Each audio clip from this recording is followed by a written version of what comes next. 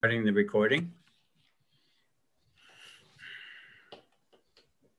Okay, we're all set, Commissioner.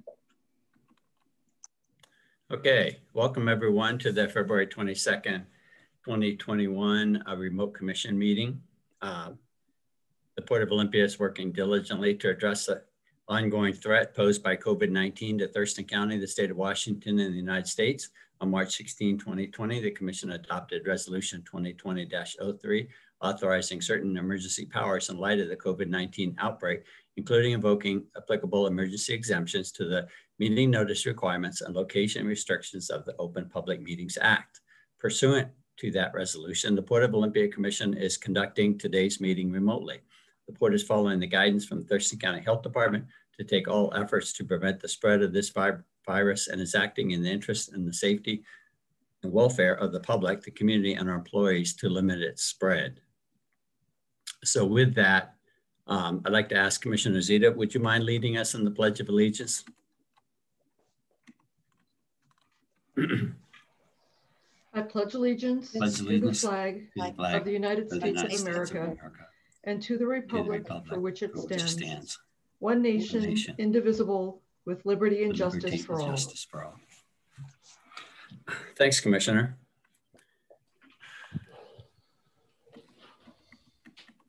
Okay, at this point, I'm going to ask for a motion to approve the agenda for tonight.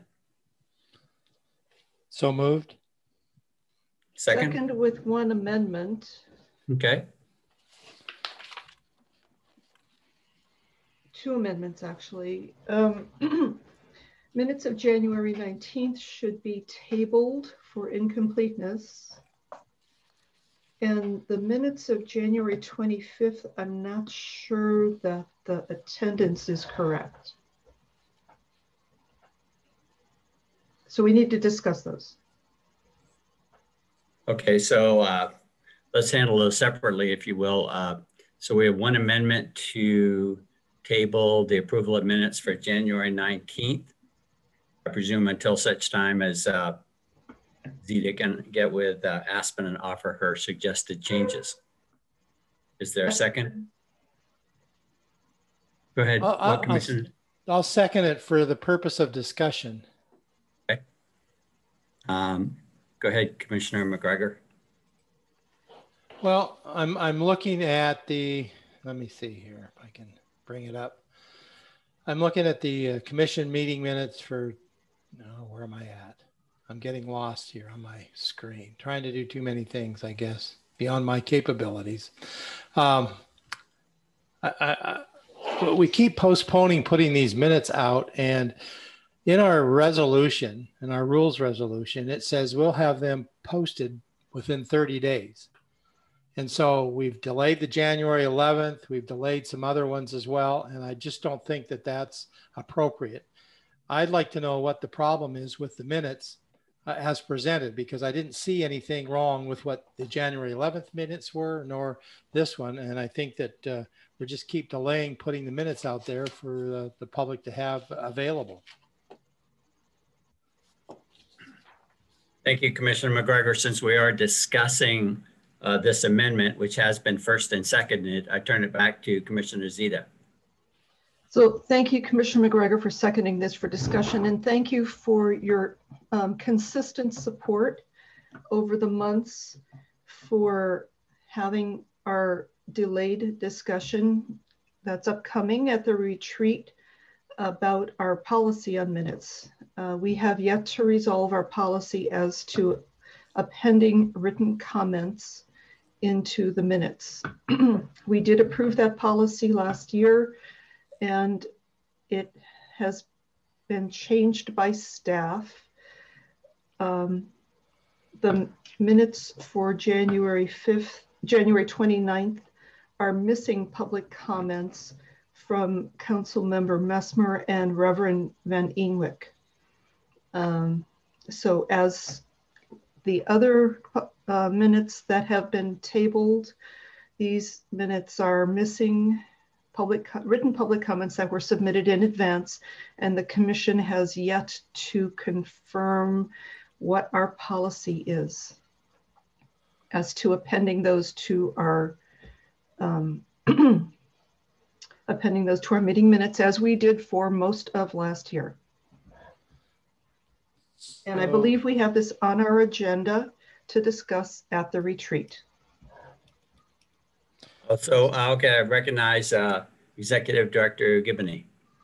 Yes, thank you, Commissioner. I'd just like to note that I don't believe that there was any policy adopted by the Commission that directed staff to append public comments to the meeting minutes. If there was, I've been yet to find that, and if there was, staff is incapable of changing that. So this is not a staff-directed issue. We're happy to abide by the Commission's direction, but I just want to be clear that staff has not changed any direction given by the Commission. I think this is a matter that we need to sort out in our retreat. Well, so my comment is that I support Commissioner McGregor wanting to support our own policy, which is minutes will be approved before they get to be over a month old. And I see that this work session of January 19th is over a month old. Plus, you know, as a result of, I think, our last discussion about these written comments, we all did a little bit of research, and yes, indeed, there is no mention of including written comments in minutes. I think that it started out during COVID. We didn't have verbal comments, and so we put written comments in there, and it was easier just to append them to the minutes than to actually even paraphrase them. So I think that staff did that for a few meetings, but you know, it's not required by our any policy. And so therefore, you know, I'm not supportive of adding written minutes. And so it's been moved and seconded for purposes of discussion to table the January 19th minutes of the Commission work session. At this point, if there's no further discussion, we'd like to take a vote on tabling the January 19th, 2021 minutes. Could I just, you know, I went back to this March 23rd that Commissioner Zita mentions, and when I looked at that agenda, there was no, that was one of our first COVID meetings we had, and we did, and according to what I understood back then, we were not required as a change to the COVID measures, the emergency measures in place, to take public comment. That was a phone conversation meeting that we had. I believe everybody was on phone. We didn't have the likes of Zoom or GoTo at that point. I went back and looked at that. I looked at other entities that also had taken public comment off of their registers or their agendas, but we never came to agreement on that. It was discussed, and we decided at that meeting that the one public comment we had that night would be included because we had no item on the agenda that allowed for public comment. We were following the directives of what was put out in the early part of the COVID. So, you know, there was no agreement. I have all the homework done. I'm prepared to speak to this at the March meeting. I just think that we're delaying a bunch of minutes for no reason. And I think we need to move forward and get those published and put on our website. So that's where I'm coming from. So Commissioner McGregor, I appreciate that you're prepared to discuss this at our March meeting, as am I. I appreciate that you have reviewed our meetings from a year ago, as have I. I agree that we did start appending written public comments in our minutes in April, after it was suggested by staff in March. Commissioner McGregor and Commissioner Zita affirmed that comments submitted in writing should be appended to minutes again on April 13th. And again, this was a staff initiative. I agree with the executive director's mention that this is not a requirement. However, this is a practice that we agreed to a year ago, that we did most of last year. And as we learned from staff at the retreat last month, this practice was discontinued by staff without discussion by commissioners last November. So we agreed to discuss this at our retreat in March, and with Commissioner McGregor, I am prepared to have a full discussion and presenting of the data that we have gathered. I'll call for the question then on the motion to approve the agenda with the amendment. So it's been first and seconded that we table the commission work session minutes from Monday, January 19th from this agenda. All those in favor, please say aye. Aye. Opposed, please say nay. Nay. Nay. Nays have it. So that amendment will not change the agenda. Proposed amendment will not change the agenda. Now, Commissioner Zita, I think you said you had another amendment. Well, I have a question for staff about the attendance list for the meeting of Monday, January 25th. Attending remotely, one of the people listed as attending remotely is Environmental Director Rachel Jameson. Can staff confirm whether or not Environmental Director Jameson attended remotely on January 25th? Commissioner Zita, this is Aspen. No, that was actually a mistake. Thank you for pointing that out. I'll remove her name from those minutes. So Commissioner Zita, just in terms of process, right now we're talking about amending potentially the agenda for tonight's meeting. If you're comfortable, when we get to the consent calendar, you can take up a correction to the January 25th, 2021 commission meeting minutes. Would you like to handle that at that time? We can go forward with the meeting, and then when we get to the consent calendar, we can talk about a revision to the January 25th minutes. Just as soon handle it now, but if that's what you prefer. In terms of Robert's rules, right now we're trying to establish an agenda for the evening. So the agenda does now include approval of minutes from 2 different meetings. And, I propose that we vote on the agenda so we can start the meeting. And then when we get to minutes, we can have further discussion about approval or not approval of individual commission meeting minutes. I would move to approve the agenda as proposed. Do I have a second? I'll second. All those in favor of tonight's agenda, please say aye. Aye. Aye. Opposed? Opposed on the grounds of the incomplete meeting minutes policy. So the motion passes 2-1, so we have an agenda. Okay, thank you, commissioners. So let's move on to special reports. And I believe I'm going to ask you, Sam, who's going to present that special report. That will just be me. This is a portion where we point out warrants that exceed $200,000.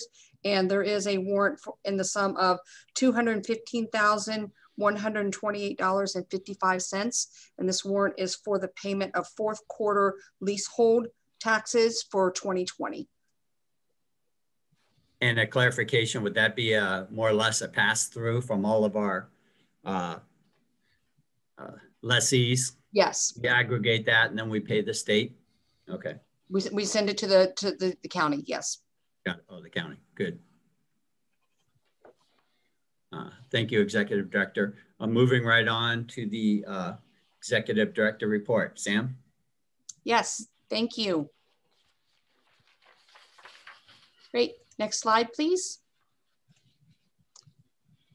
So the port completed its 10th livestock dairy cattle vessel in early February.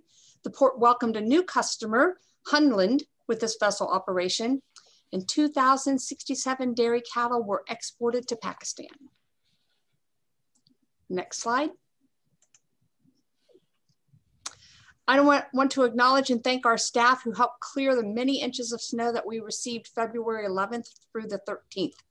Our team stayed up late, came in very, very early and worked their weekend to ensure our operations could remain open and our tenants and constituents were safe from icy and dangerous snow hazards. Thank you, staff, for coming in, for all your hard work, and I owe you some cookies. Next slide. The Port submitted the official capital budget request to the legislature on Friday, February 12th. The Port is seeking funding to build a marine center, which will house marine and maritime related nonprofits that connect the public and the nearshore in the marine environment, provide educational programs for kids and lifelong learners, and develop a sense of stewardship for South Puget Sound. This marine center will be co-located in the Port of Olympia's new Marina and Administration building. It has come to our attention that there seems to be a misunderstanding with a couple folks in the public regarding this request. This request is not to fund the Port of Olympia's administrative and marina offices. This request is to provide marine space for marine related and nonprofits and educational entities so that they might be able to utilize space within this waterfront facility. So again, not for our marina offices, and we will be paying for that with port resources. This is to provide for the nonprofit presence. To date, we have received really quite enthusiastic response, and we have received support letters from the Squaxin Island Tribe, the City of Olympia, Lot Clean Water Alliance, the Puget Sound Estuarium, the Olympia Downtown Alliance, South Sound Maritime Heritage Association, and the East Bay Drive Neighborhood Association. Next slide. Our Destination Waterfront public outreach continues. We have 2 upcoming meetings. This Wednesday, February 24th at 10 a.m., we have an advisory group meeting.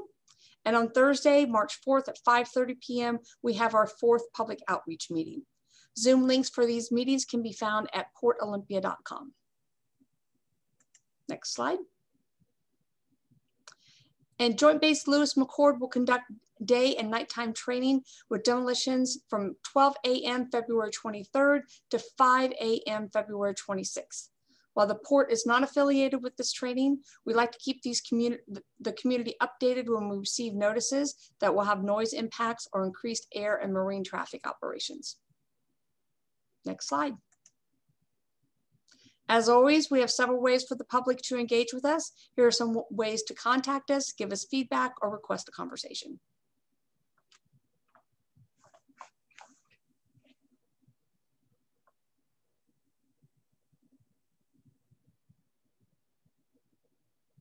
Thank you, Sam, for that report.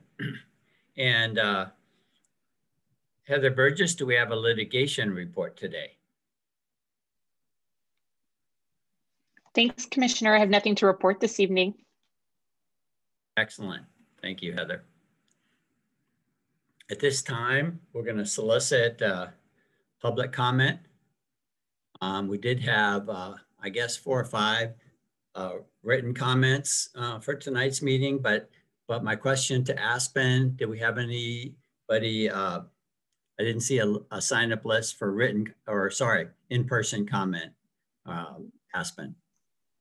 Yeah, I didn't have anybody sign up, and I don't see anybody raising their hand at this time. Thank you, Aspen. I'll just shout out to folks. Does anybody like to give public comment at this time on any subject typically facing the Port? Looks like Deborah Patton has her hand up. I'm going to allow her to speak. Okay. Hi there. I am a member of the Port of Olympia Citizens Advisory Committee, and in that capacity, I've been appointed to be the representative of the POCAC to the Destination Waterfront Advisory Committee. And what Executive Director Sam Gibney was just referencing a few minutes ago about the Destination Waterfront and the request by the Port of Olympia to the legislature for some funding for some of the public amenities, including the Marine Center, triggered this in my mind that I wanted to speak to you because if citizens are confused about this, which apparently they are based on what Executive Director Gibney just reported, I do want to remind anyone that's listening to this that in the destination waterfront plan, there are these public amenities. And if I remember correctly, the port requested, I think it was only like $2.5 million from the legislature towards those amenities. And any other construction, such as a new administration building, would come out of, I believe, our bond capacity, the port's bond capacity. And I do remember that a few years ago, I think 3 years ago, maybe 4 years ago, one of the POCAC subcommittees, which was chaired by our current president, Cameron Wilson, was discussing whether the port should build or buy an administrative building or continue to lease.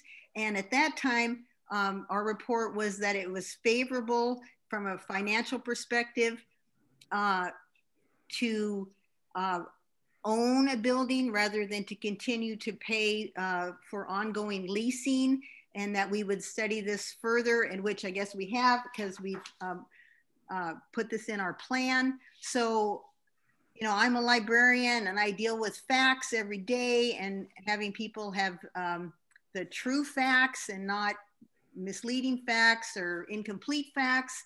So I just want the public to know that from my understanding, in the destination waterfront, there is no funding to build an admin building, and that would come from other sources, but there is funding requested for public amenities, including the Marine Center for nonprofit and educational programs.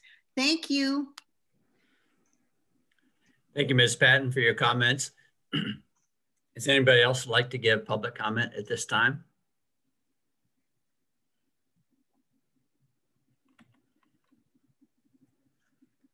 Okay, hearing none, I'd like to ask my fellow commissioners if you'd like to respond in any way to the public comment given tonight. No response, thank you. Good. Just say thank you, Ms. Patton, for your comments, and thank you to the folks that also wrote in. Appreciate your interest in the port. Okay, now we move to the consent calendar. Is there a motion to approve the whole consent calendar, or would you like to break it down to items 1 and 2? Well, I would make a motion to approve the bills and vouchers batches 1 through 4 in the amount of $846,940.77. I'd also like to recommend approval of minutes of January 19th and make a slight correction to January 25th commission meeting, showing that one attendee, Rachel Jameson, was not in attendance as indicated on the minutes. I'll second the motion to approve the bills and vouchers. So it's been moved in second to approve bills. Sorry, Commissioner McGregor. I think I'd like to take these one at a time. I think it'll, because let's see what we can accomplish one at a time. Then I will amend my motion and just cover the bills and vouchers as presented. Thank you so much. And Second Commissioner Zita seconded. All in favor of approving the January bills and vouchers in the amount of $846,940.77. Please say aye. Aye. Aye. Aye. Okay, that passes. And so then we move to approval of the minutes. We had a little discussion on the January 19th commission work session minutes. Do I have a motion to approve those minutes? Move to table on the grounds of incomplete minutes policy. Is there a second? So they're not going to be tabled for lack of a second. So do we have a motion to approve the January 19th commission work session minutes? I'll make that motion with the caveat that public comment is not normally taken at commission work sessions. So thank you. Oh, I see. Is there a second? I'll second. All in favor of approving the January 19th commission work session minutes, please say aye. Aye. Aye. Opposed? Nay, on the grounds of incomplete written public comments policy. Thank you, commissioners. So now we turn to January 25th commission meeting minutes. Is there a motion to approve? Move to approve with the after changing the attendance record. So it's been moved to approved with one modification to the attendance record with the subtraction of Rachel Jameson. Is there a second? Second. All in favor, please say aye. Aye. Aye. Aye. Okay, we're done with the consent calendar. And at this time, we're going to move to the action calendar. And we have the Aviation Planning Group contract with our own Rudy Rudolph presenting.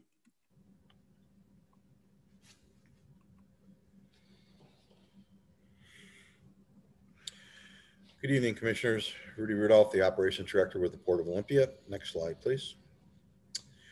So our background tonight on the approval of the Aviation Planning Group contract services, July 13th, 2020, we issued a request for qualifications. July 27th, 2020, the proposals received, and September 30th, 2020, the proposals were reviewed and a candidate was selected. Next slide, please. Responding firms, Mead and Hunt, and the Aviation Planning Group, LLC. Next slide.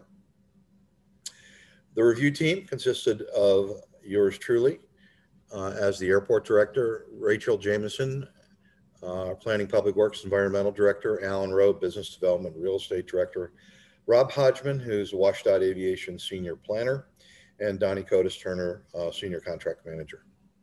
Next slide, please. The selected firm was the Aviation Planning Group, LLC. Next slide. So just a quick background, airport master plans. This one, consistent with FAA policy, was for an airport master plan update. The last one occurred in 2013. Master plans are mandated by the Federal Aviation Administration, and there's the reference document if you care to look at it. Master plans are FAA funded at 90%. They have very specific components as dictated by the advisory circular and FAA requirements. Master plans receive FAA approval and acceptance depending upon the individual parts of the master plan. And the master plan update is a planning tool, not a decision document. Next slide, please. So the airport master plan goals, the master plan update, it's a sponsor strategy for future airport development. It looks at the long range physical development plan. It looks at how to cost effectively satisfy the aviation demand anticipated in the future. And it proceeds to develop a financially attainable plan and considers the environmental and socioeconomic impacts as well. Next slide, please. It's designed to document the issues that development will address moving forward. It will, using data, justify the proposed development. It will provide a graphic presentation of the land uses consistent with the local land use zoning and establish a realistic schedule for moving forward. And it will also propose an achievable financial plan. Next slide, please. So the background work to date, December the 8th, the FAA approved the draft scope and fees for the master plan. January 4th of 2021, the FAA, excuse me, the FAA required independent fee estimate was received. January 8th, 2021, the FAA approved the project scope and fees, and work to be determined moving forward after tonight is to request the FAA to actually program the funds, submit the grant application to the FAA, and then submit a grant application to WashDOT. Next slide, please. So the project funding, the project amount, $667,000. FAA grant funding at 90% be $600,000. WashDOT funding $33,350, and the port's share $33,350. Next slide, please. Actual contract funding, the 667,000, 10% contingency of 66,700 for a total contract amount of 733,700. Next slide, please. So timeline and next steps. Commission advisory, you had that on February 8th. Tonight, we're requesting commission action. And if that is approved, then we'll have a March 1st notice to proceed. Next slide, please. Before I go into the sample motion, I do want to note too, based on some of the most recent legislation, there's a possibility that based on Senate and or congressional action, FAA may be moving to fund 100% of the grant funding. And so if that's the case, then we wouldn't have to have a WSDOT grant application and potentially not even a port share. So we're waiting to see how that legislation develops, but there's no way to know. So we're planning with the standard model that I just presented to you. And our sample motion is moved to authorize the executive director to execute a contract with the Aviation Planning Group, LLC, in the amount of $733,700 for airport planning services. And I'd be glad to take any questions. Commissioner Zita. So thanks for that review, Starship Director or Airport Director Rudolph. So it sounds like the port's share of this could be up to about 100,000, including the contingency. Is that correct? If the contingency is utilized, that would be a correct statement. Yes, ma'am. Okay. And if I remember your presentation from the last time, this only covers the area inside the fence around the airport. That is correct. It actually, there is some area that spills outside the fence, but it covers the area on the airport layout plan, which is the aeronautical piece. It does not cover Newmarket Industrial Campus. Right. And then the last question, if you would just remind us and the public about the public engagement part of this. Yes, the public engagement piece will be developed shortly after the contract is executed, and we'll be bringing that back to the Port Commission to explain what that process is when the Aviation Planning Group makes their first presentation. It will include a website, and it will include the standard processes that the FAA normally implements with the master plan updates. So the standard processes, would that include opportunities for the public to provide feedback? Yes, that's correct. There will be a technical advisory committee that will be developed to go with the master plan. There will be public meetings with the technical advisory committee present.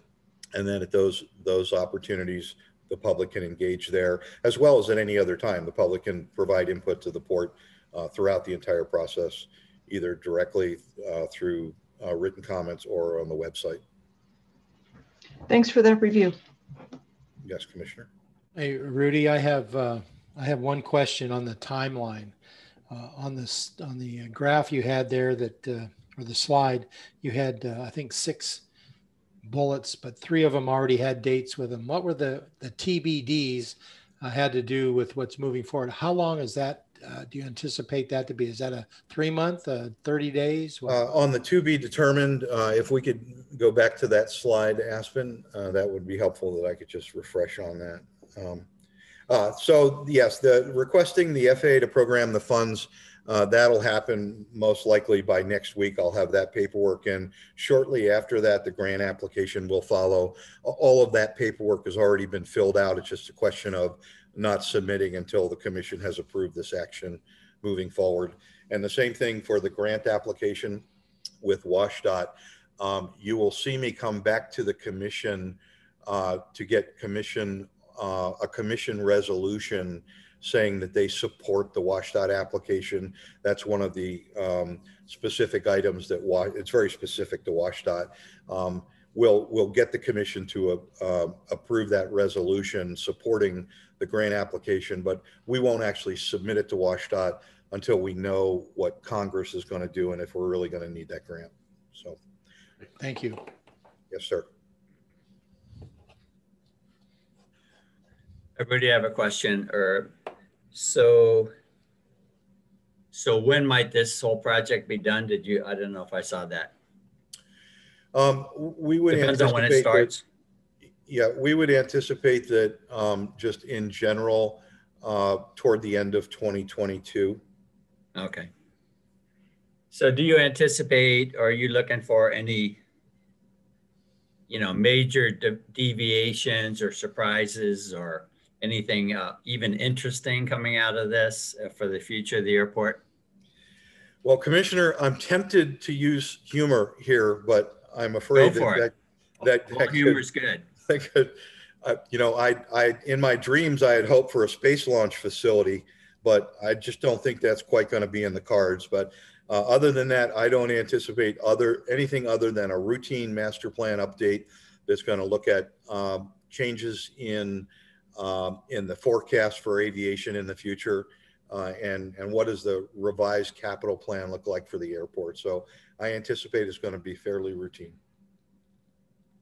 So there's been just a little bit of chatter about electric powered aircraft.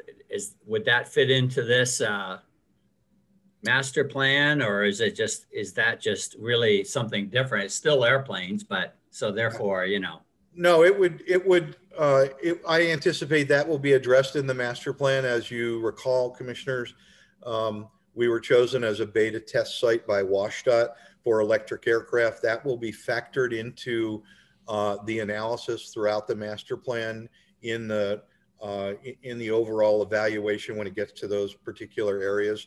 Because if you're looking at electric aircraft, things for the future that need to be evaluated are: what is the support system, the electric grid, how does that relate to PSE, what's available coming into the airport. So that'll all be evaluated as part of this.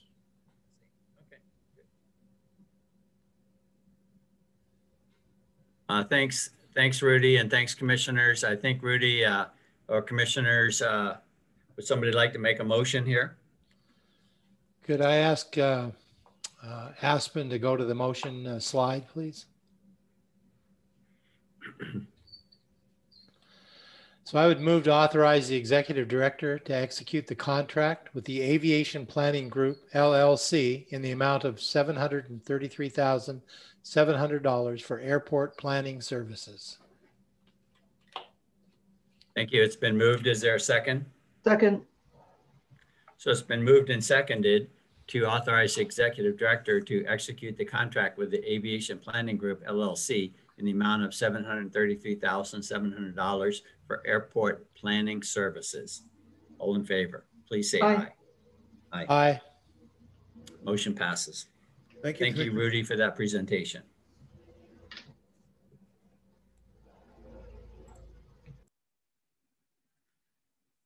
Moving right along to our next action calendar item, the Cascade Pole Site Environmental Service Contract with our own Don Bakke. Good evening, commissioners. My name is Don Bakke. I serve the port as a Cascade Pole Site Manager. This presentation is an action item for the Cascade Pole Site Environmental Consulting contract. Next slide, please. The request for qualifications were issued on December 23rd, 2020. Proposals were received on January 7th, 2021. 3 firms responded to the request for qualifications. Next slide, please. 3 firms responded: Landau Associates Incorporated, Mall Foster Alonji, Sound Earth Strategies. Next slide, please. The general provisions of the environmental service contract are a multi-year, three-year contract not to exceed $350,000. And this covers the basic scope is regulatory and technical matters, including specialized field activities for the Cascade Pole site project. Next slide, please. The responses were reviewed by myself as the site manager, Todd Nestegard, project manager, TJ Quant, senior harbor manager, and Donnie Cotis Turner, our senior contract manager. Next slide, please. After reviewing the proposals and scoring by a matrix and interviewing 2 of the firms, Landau Associates, Inc. was selected. We're currently negotiating fees and budget. Next slide, please. Before you is a sample motion. Move to authorize the executive director to execute the contract with Landau Associates, Inc. for an on-call environmental services contract for an amount not to exceed $350,000 and not to exceed 3 years ending February 28th of 2024. I would be happy to entertain questions. Thanks, Don. Commissioners, comment or question at this time? Thank you, Don, for this review. You presented a lot of information to us last time and answered our questions, and I'm confident that you have done a good review and you and Landau are working well together. So thanks for that. Thank you, Commissioner. So Don, I have a question. Oh, sorry, Commissioner. No, I was going to say I don't have a question. I'm fine. Oh, Certainly. I see. Okay. Okay. You know, I'm going to play, Don, you know, pretend I'm a member of the public and keep it pretty basic here, but certainly the Cascade Pole site is like a big black box. I mean, everybody knows it exists, and there's the cap over the top of it, and there's this big building with a bunch of pumps. And I think, if I'm not mistaken, I think Commissioner Zita got a tour, so maybe she's a little bit more hands-on with this. But you know, what exactly why are we paying an outside firm $110,000 a year to help us run that facility? Can you just put in a few sentences, just put it in everyday language why that's beyond our expertise? Certainly, Commissioner. The site has numerous surface, subsurface, intertidal, subtidal, groundwater, treatment, monitoring and maintenance issues associated with the port answering the deliverables under the numerous agreed orders and consent decrees. And frankly, there's many things that I cannot do, but mostly based on just intellectual capacity, if you want to put it that way, but time. And I want to make sure that we present deliverables to the regulators that meet their standards, both of meeting the regulations and meeting the technical questions and answering those technical questions. So it's basically just to make sure that we do what is right by the site and thus the port and the public. Okay. And okay, I'm going to really, you know, so how do we get, for lack of a better term, sucked into, you know, maintaining this particular site many, many years ago? Yes, Commissioner, it has been many years. Years ago, when I first applied for this job, I looked into the files at Ecology, and the quote unquote file started in about 1984. And the port is the responsible party at this time. That will legally responsible, and that will probably be in perpetuity because of the contaminants, because of the cost of quote unquote cleaning up the site. We will be monitoring, maintaining, repairing, and operating the site and its environmental systems, like I say, in perpetuity. Thank you, Don. That, you know, that appreciate that everyday language background. It helps me a lot. And thank you, commissioners, for allowing me to indulge in a little bit of history here. That's fine. You're welcome, Commissioner. And Commissioner Zita has had a chance to review the interior, you know, the plant. You both, of course, are welcome to come down, and I will give you the nickel tour. Okay. Thanks, Don. Uh-huh. At this time, commissioners, would one of you like to make a motion here? Oh, excuse me. I'm sorry. Is this, I gotta check my calendar. Yes, indeed, this is under the action calendar, so sorry. I move to authorize the executive director to execute the contract with Landau Associates Incorporate for on-call environmental services for an amount not to exceed $350,000 and not to exceed 3 years, ending February 28th, 2024. I'll second that. Thank you, Commissioner. So it's been moved and seconded to authorize the executive director to execute the contract with Landau Services, Inc. for on-call environmental services for an amount not to exceed $350,000 and not to exceed 3 years, ending February 28, 2024. All those in favor, please say aye. Aye. Aye. Motion passes. Could I have a second, Commissioner? I wanted to just congratulate Don. He's been on that site from almost day one, and he puts in a lot of time, does a good job of keeping that plant running. I mean, before it was something that was built with parts from Home Depot and Lowe's, but it's much more sophisticated today. And he just does a good job, and he's very dedicated to making sure that plant is doing everything it can to keep pulling out that stuff. So thank you, Don. I appreciate your blood, sweat, and tears, if I can say that. Thank you, Commissioner McGregor and commissioners, for passing the motion. I hope to serve you as ably as possible in the future. Good evening to you all. Thank you. Thank you, Don. So at this time, we're going to move to the action other calendar. We have a legal services contract agreement 2014-1003, amendment number 8, and our own Jerry Sevier is presenting. Thank you, Commissioner.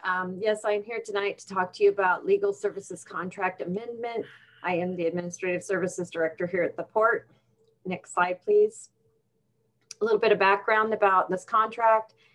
We have a contract currently with Phillips Burgess for general legal services, and that was approved back in April of 2014. And we are currently on amendment number 8. Next slide, please. This is a little bit of the contract history. We've come back to 8 different times, sometimes to add money, sometimes to add time. This time I'm coming to you to add more time. As you're aware, we're in the process right now of hiring an in-house legal counsel, and talked to you back in the budget time that we'd probably need to extend the current contract as it was to expire February 29th, the end of this month. And we would need to extend that to help us get through the recruitment process and have some time for transition. So as I mentioned in previous meetings, I'm back here tonight to ask for that extension, wanting to extend it through the end of May to give us ample time to transition over. Right now, the current contract is a total of 1.7 million, and we're not asking for any more funding, but just time extension. Next slide, please. So we currently have about 89,000 remaining in the current contract. Assuming there's not going to be anything big happening between now and the end of May, most of that time would be spent in a transition period with the new hire. Next slide, please. This amendment number 8, again, extends that date to May 31st, and it would still not to exceed the 1.7 million that we currently have in the contract. Next slide, please.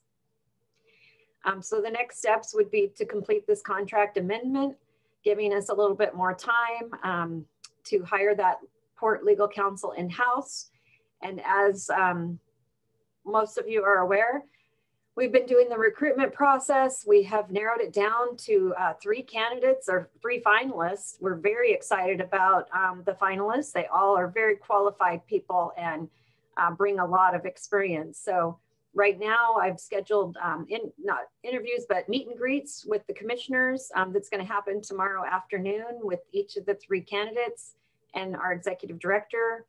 And then moving forward, our committee will get back together again and narrow this down, hopefully to 1 candidate that we could maybe have meet in person. At this point, everything's been done through Zoom. But again, we're moving towards the final, the finish line here, and hope to have a decision made possibly by the end of February, getting someone on board sometime in March. And again, this amendment for this contract would be just that transition time of Phillips Burgess handing stuff over to that in-house legal counsel. And we would be coming back to the commission later, probably recommending a smaller contract with a much narrower scope of work for legal services that would be for specialty work. And again, as I mentioned during the recruitment process with you, it's all kind of going to depend on who we hire and what their specialties are and what we might need. So that's still to be determined once we actually get that hire. Next slide, please. So this is the sample motion to approve the contract with amendment number 8, not to exceed the 1.7 million with contract expiration date of May 31st. I'm available to answer any questions. Thanks, Jerry. Commissioner Zito or McGregor? Well, this is an easy one, Jerry, extending the time without spending extra money. So we need to do that. Jerry, just for the sake of clarity, could we go back to the amendment list of amendments for a quick second? Just so that people watching, I think amendment 5 should actually have been 6/30/2019 because it expires 6/30/20. So I think that, yeah, so there wasn't 2 different amendments for that amount of money in the same month. I just wanted to make sure that that was clear. So thank you for showing us that. And as Commissioner Zita said, you know, this one gets us to the end of May, and the reason we have to put it under action other tonight, my understanding is that the contract with Burgess Phillips expires the end of the month. So it's a time issue for getting us through till the end of May. So thank you for bringing that forward. And thanks for pointing out that typo, Commissioner McGregor. I believe you pointed that out a few months ago too. Yeah, and I probably just pulled the slide from when we brought this to you back in August, extending it through the end of February. And before I knew it, we were back here in February again and needing more time. We knew we were going to need more time when we decided to do the recruitment, because we knew that we wouldn't be done with, you know, with this recruitment in time. And so that's another reason why I brought it to you as action other, because we have been giving you advisories along the way as we've been recruiting for this position. But yes, we are out of time at this point.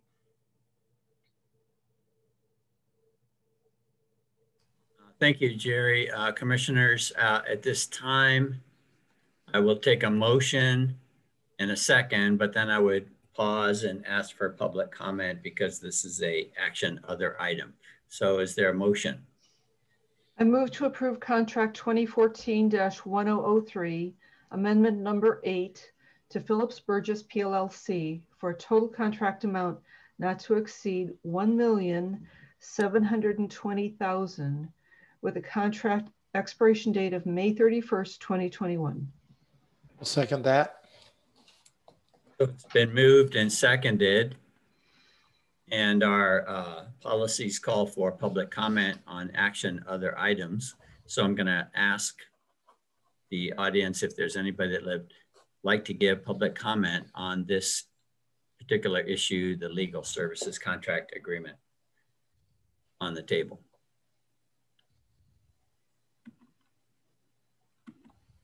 It looks like Deborah Patton put her hand up. I'm going to allow her to speak. Go ahead, Ms. Patton. Hi there. I just want to make sure you realize the date. There's a inaccurate date on Amendment 8. It says the agreement's going to expire on 2/29. It's not leap year. There is no 2/29, so it will expire on 2/28/2021. Thank you, Ms. Patton, for that public comment. Given the nature of that public comment, does staff want to respond to that in any way? I don't know how a response. The month does end February 28th. And so this contract will not expire if you amend this contract tonight. So we'll be moving it out to May 31st. Oh, I So it's been moved and seconded. And we've entertained public comment. So I'd like to read the motion one more time, please, if I could get that in front of me. So it's been moved and seconded to approve contract 2014-1003, amendment number 8 to Phillips Burgess PLLC for a total contract amount not to exceed $1,720,000 with a contract expiration date of May 31, 2021. All those in favor, please say aye. Aye. Aye. Motion passes. Thank you, Jerry, for that presentation. Thank you, commissioners. And there'll be more to come here in the next few weeks as we move forward with this recruitment. Very excited to bring legal counsel in-house. It's something that I've been an advocate for many years. And ever since I've been at the port, we've been outsourcing it. So I'm excited that we're finally moving in that direction, and we'll still be able to have, you know, some outside services for the more specialty areas. Hey, commissioners, this is Heather. I just wanted to say that I'm looking forward to transitioning at the point that the port hires new legal counsel, and looking forward to facilitating that process. So happy to serve for as long as I'm needed to ensure a smooth transition for the port and its operations, because it's been our privilege to serve in this current capacity since 2014. So looking forward to that. Possibly more than Jerry. It's unclear. In any event, not for any bad reason, but absolutely looking forward to helping make that happen for all of you. So thank you very much. Thank you, Heather. And on behalf of the commission, thank you for your service these past 6 years. You've been a very steady hand at the wheel, and we've gone through some challenges, and you've guided us through many challenges. So, you know, we appreciate that tremendously. So, okay, now I'd like to move on to, I think, commission reports and discussion. So commissioners, who would like to go first? Well, I'll go. I have a short one. The only thing I have to report on, other than we've attended the waterfront information advisory group since our last meeting, I believe, and I think we were in attendance there. I did attend the study, the South Thurston Economic Development Initiative, of which George Sharp leads as part of the EDC. And I did hear two presentations. I thought one we had already heard, and that was from Aslan and Dr. Bramwell on the Ag Park and on the hub. Gave another presentation to that group as well. Things are moving along on that, as we had heard. And then the other one was the Nisqually Indian Tribe provided a update on their broadband project. And it's very interesting to see how well they've done and how they are moving forward in this regard to try to, if I can use the term, light up the South County. They're working with the Chehalis tribe now on a thing there. And I told them, I made I don't know if you want to call it a commitment, that the port was very interested in partnering in any way we could to help facilitate this. And if there's ways that we can do that, and that our Citizens Advisory Group is working as one of the projects they have under them is the broadband. So I'm seeing this as something very positive, because it is a real shortcoming we have. And we're finding that out in this recent pandemic with people losing broadband strengths, and they're talking 100 out and 100 in. So, which seems to be more than adequate. And anyway, it was a good meeting. I couldn't stay on there the whole time. I had to get off a little early, but I was able to stay on for that presentation. So thank you. Thank you, Commissioner. How about you, Commissioner Zita? Anything to report? Yeah, in addition to the meetings that we all attended, I went to the POCAC meeting last Tuesday, I think it was, Wednesday, and 16th February. The POCAC members chose subcommittees that they would like to be on, working on the broadband, working on climate mitigation, working on the POCAC resolution update, and so forth. They had a little trouble making a quorum because there were a fair number of people absent, but they finally did make a quorum. And so I think they're ready to move forward on the broadband, the climate mitigation, and the resolution update. Excellent. Thanks, Commissioner. I think my biggest involvement right now is working with the VCB, Visitor Convention Bureau.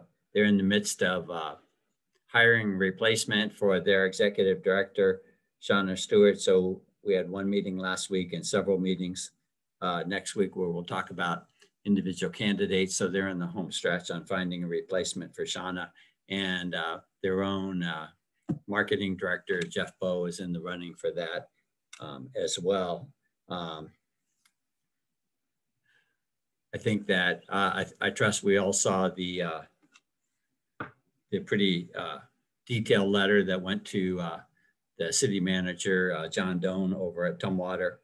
And I think that's moving the process forward. So it'll be interesting to see, you know, the response to that letter. And I appreciate our executive director and our real estate director laying out the various things that the port can do. So I thought it was pretty exhaustive and well representative of the port. So I appreciate that. Well, I'm glad you brought up that letter to Tumwater, Commissioner McGregor. As I understand it, that is a draft to Tumwater as the port is working on an interlocal agreement with them. And I have quite a few questions about that. And I expect that other commissioners might have questions as well. And I propose that we discuss that at a work session very soon. There are several issues in the letter, including building structures. How big could warehouses be in the Newmarket Industrial Campus? Truck traffic, will trucks go through the residential district and past the middle school or not? Trees, will there be stands of trees preserved or not? And where, if so? Stormwater, pedestrian trails, will multi-use trails for people and bikes be made, be encouraged? Is there a mechanism for that? Where would they be? Community center property. It's been proposed that the port set aside 5 to 10 acres of property that currently has gophers on it for Tumwater to use as a community center. If I understand correctly, this is something like this is a requirement by a new city ordinance, which we should discuss. This is my understanding from the city of Tumwater. And in exchange, we would give Panettone a further price break on their 200 acres of 10%. This changes the financial situation for the port. There's a proposed development already for international wood products. There's a question about where the traffic would be going. Would it be going along 83rd Avenue? Bush Middle School is on 83rd Avenue. And there's a discussion about Capital Little League. So there's quite a few questions that come up in reading this letter that we need more information about and we should discuss. So I would like to see this at a work session. I'd like to see more information. Did you actually read the letter, Commissioner Zita? Yes, I'm reading these things to you from the letter. Well, because you're stating as if they haven't been offered yet, when in fact the letter lists several 4 or 5 or 6 things that the port would do in exchange for an interlocal agreement with the city of Tumwater. So, I mean, I think a lot of things you just spoke about are addressed in the letter. And so I wasn't sure if you actually read the letter or not. I'm reading directly from the letter. My concern is that the letter is unclear and that we need additional information.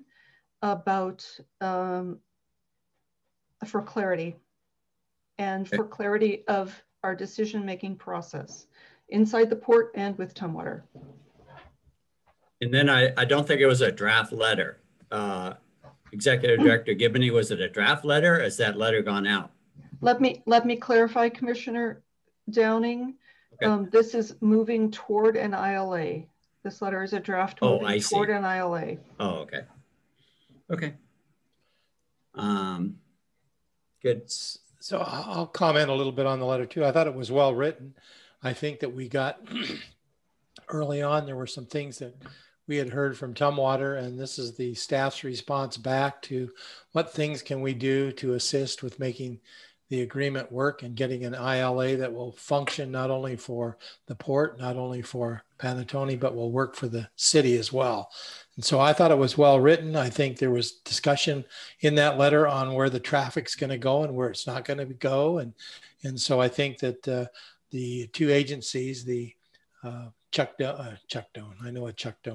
Doan at the city of Tumwater, as well as, and his staff, as well as Executive Director Gibney and her staff, are trying to work out something that works for both entities.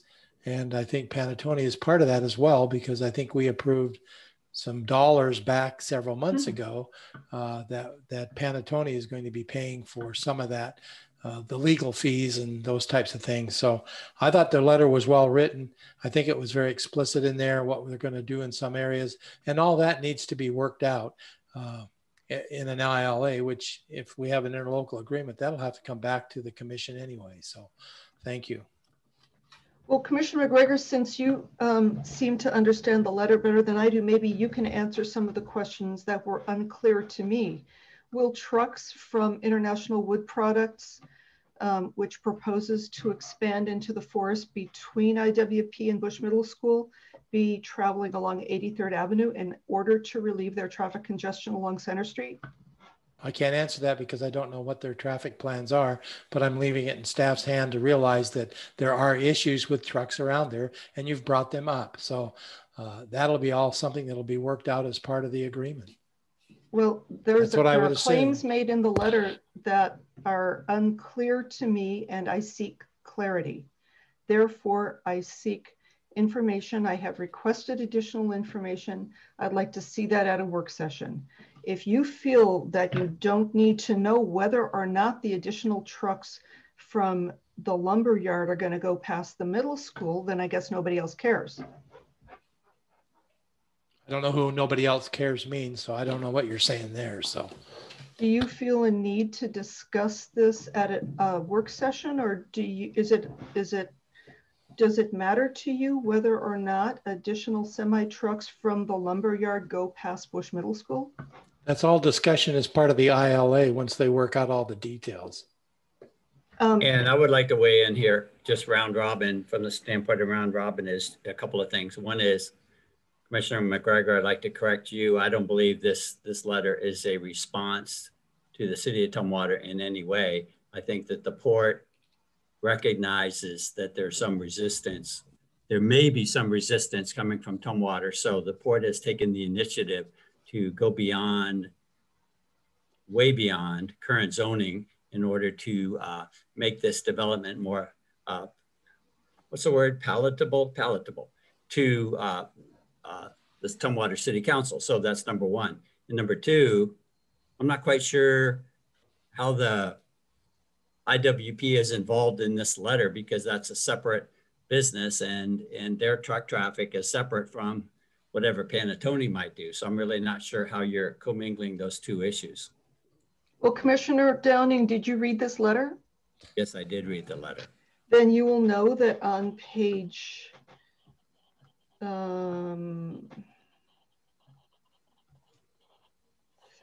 or 4, the truck traffic from Panettone is specifically mentioned on 83rd As going Avenue. north towards, yeah, not going towards Bush Middle School. Specifically no, that is not at all clear. That was the way I read it. That's what I understood. So what the letter says is that Panettone and the port are already in discussions with International Wood Products, IWP, for the development of 10 acres adjacent to IWP's site on Center Street. This development will address current traffic issues on Center Street and allow the business to double in size. Now, as I understand from Port staff, the expansion of International Wood Products would be to the west, which is toward Bush Middle School. The expansion would be along 83rd Avenue. And if that means additional truck traffic along 83rd Avenue, that would impact Bush Middle School. That is, that if you know this area, that is a red flag. That is a question that we should be asking and we should have answered. Maybe nobody else is concerned. Well, thanks, Commissioner Zita.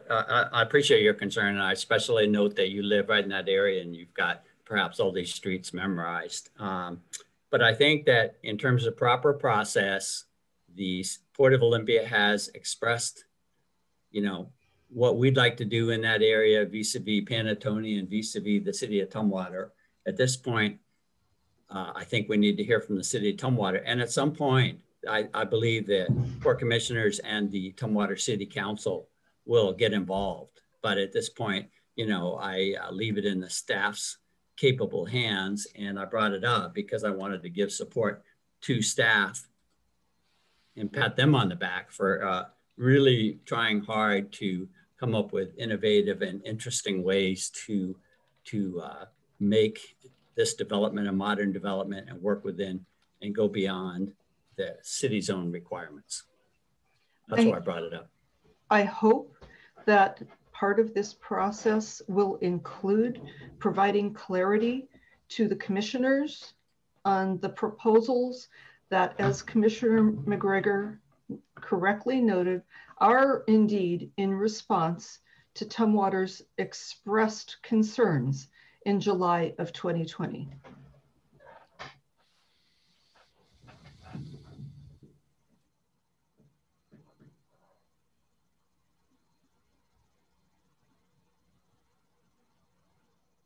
Okay, moving on to other business. We have item O, other business, and then meeting announcements. So is there any other business for tonight's meeting?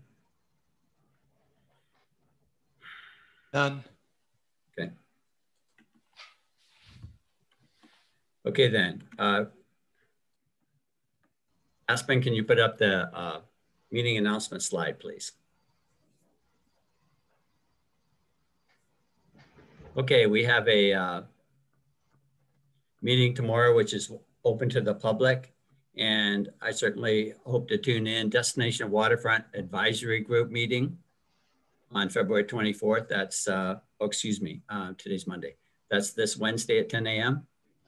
Then we have a public outreach meeting for Destination Waterfront on March 4th at 5:30 p.m. On March 8th, we have our commission meeting, 5:30 p.m. And then on March 15th at 2:30 p.m., we have a commission work session. So with that, we've come to the end of our business tonight. Do I have a motion to adjourn, please? Could I, sorry, Commissioner, I was trying to pull up my calendar, but we also have a March 3rd. We have the rest of our retreat that'll be happening. And it probably, it starts at 1 o'clock on March 3rd, scheduled to go 1 to 3:30. And that's to finish our retreat when the individual couldn't make it because of an outage of broadband on her end. So I just wanted to point that out. So thank you. Thank you for pointing that out. And I have a question. I'm sorry, I'm not seeing this calendar. If we could put the calendar up again, please, so people can look at it. Thank you so much, Aspen. I'm sorry, I'm not seeing this calendar in our meeting packet. So if the public is looking for a concise summary of our upcoming meetings, it might be hard to find. I hope that this can be included in an updated meeting packet or somehow made accessible to the public. Otherwise, it's really hard to find out what's coming up. Good suggestion, Commissioner Zita. Okay, with that, do I have a motion to adjourn? So moved. Second. All in favor, please say aye. Aye. Aye. We are adjourned. Good night, everybody. Thank you.